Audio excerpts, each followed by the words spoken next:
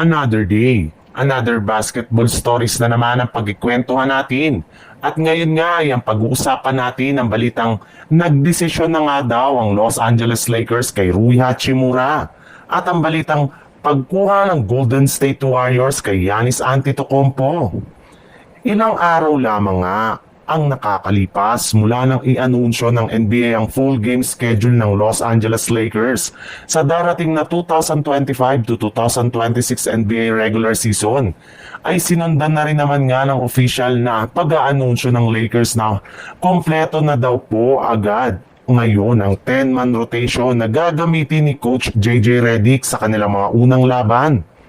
At hahatiin nga dyan ang dalawang parte na bubuuhin ang kanilang starting lineup na kinabibilangan ni Luka Doncic, Austin Reeves, LeBron James, Rui Hachimura at DeAndre Ayton.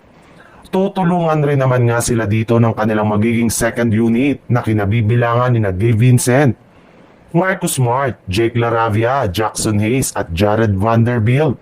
Yes, tama nga ang inyong naririnig. Kasama pa rin nga dito si Rui Hachimura sa kabila ng mga nagsilabasang trade rumors at balita patungkol sa questionable future sa team. Ayon pa sa ibinulgar ng isang insider, wala na rin naman nga daw pong balak pang Lakers na i-trade si Hachimura, gayong naniniwala nga sila na malaki ang maitutulong nito sa kanilang kampanya next season. Sa ibang balita naman, sa kabila nga ng pagsilabasa ng mga trade rumors patungkol kay Jonathan Kuminga ng mga nagdaang araw at sa dami ng mga team na kinakausap ng Golden State Warriors ngayong off-season, ay wala man nga sila ditong nagagawa ni isa mang move na magpapalakas sa kanilang lineup. Marami rin naman nga sana mga kupunan ang nagkaka-interes sa pagkuha kay Kuminga, sadyang hindi lamang nga ito matuloy-tuloy sa laki ng hinihinging kapalit dito ng Warriors.